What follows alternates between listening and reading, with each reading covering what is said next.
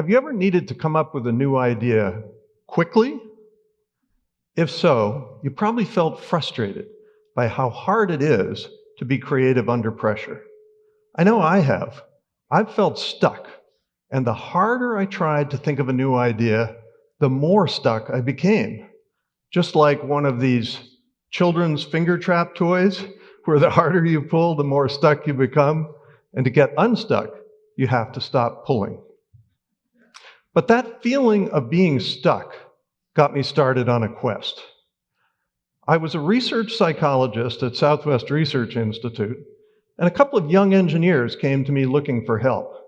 They were stuck trying to solve a technical problem, and they wondered if psychology offered any tips.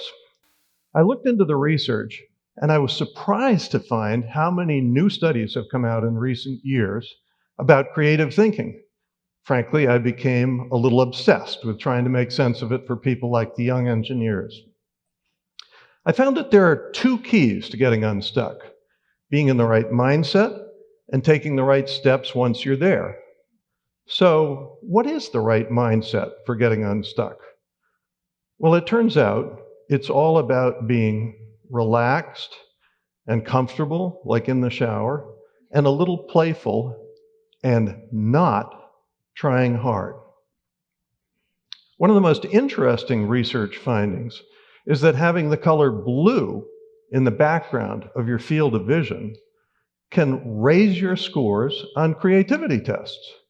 By the way, a typical creativity test question is something like, in 2 minutes, list all the ways you can think of to use a paperclip. And we'll come back to paperclips later. Walking has also been shown to raise creativity scores. So you could try just taking a walk under a blue sky to get your mind wandering creatively. Another really interesting research finding is that messy work environments can raise creativity scores more than neat, orderly ones.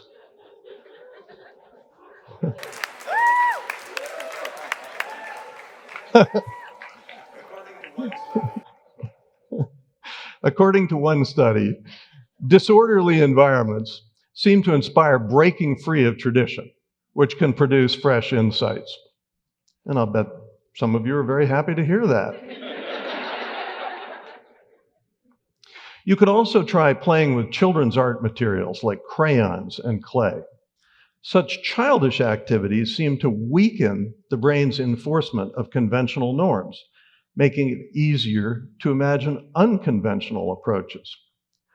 Really, anything that helps you feel relaxed and comfortable and a little playful can help. In fact, a study at the University of Illinois even found that college students were a little more creative when they were mildly inebriated, although they may have had trouble remembering their best ideas. So once you're in the right mindset, what steps can you take once you're there? Well, an important first step is to restate the problem in the broadest, most general terms. For example, instead of setting a goal like build a bridge to get people and vehicles across a river, you could reframe it as simply find a way to get people across a river without any mention of a bridge. That would open the door to a variety of different approaches. So throw out the technical jargon and just talk human. It's also important to look at your problem from multiple perspectives. A key technique for doing that is to make a long list of possibilities, such as 20 or more. Of course, it's pretty easy to come up with the first few items on the list, but after that it gets much, much harder. Don't give up.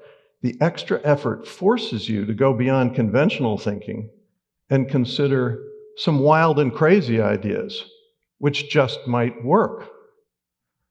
One way to add more items to your long list is to take advantage of humor.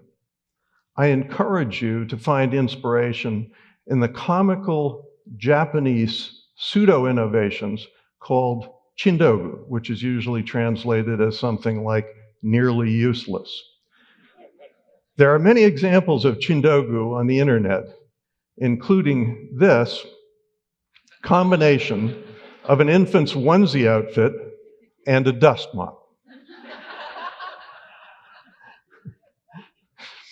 Speaking of humor, let's try to put some of these ideas into action. Try to think of comical or just unusual ways to use a paperclip. Feel free to talk with the people around you. We'll take 1 minute for this, and I'll give you a 10-second warning. We'll put up the slide with the blue background to help your mind wander creatively. But just take a minute and try to think of unusual uses for paperclips. Go ahead.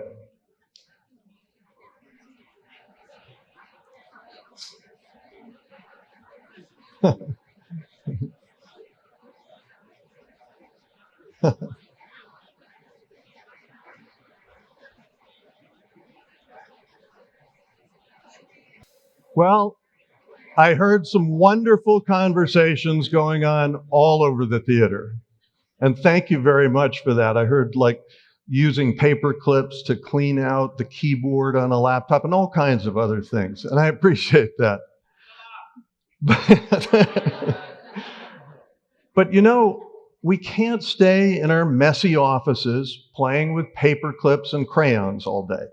We need to get out and test our ideas.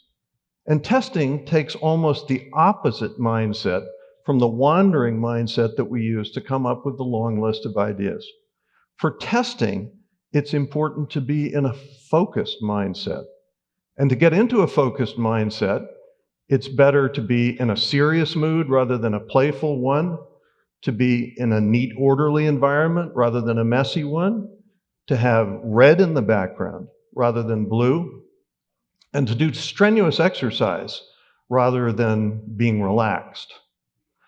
So here's a challenge for you. Take a problem at home or at work or at school and apply these 3 steps.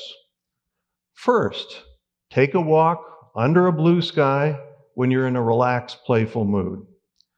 Second, make a long list of possibilities, like 20 or more. And third, when you're ready to test your ideas, shift into a focused mindset. By the way, when you go out for the break, you'll find that you can pick up one of these children's finger trap toys to remind you of how to get unstuck. Good luck staying unstuck, and thank you.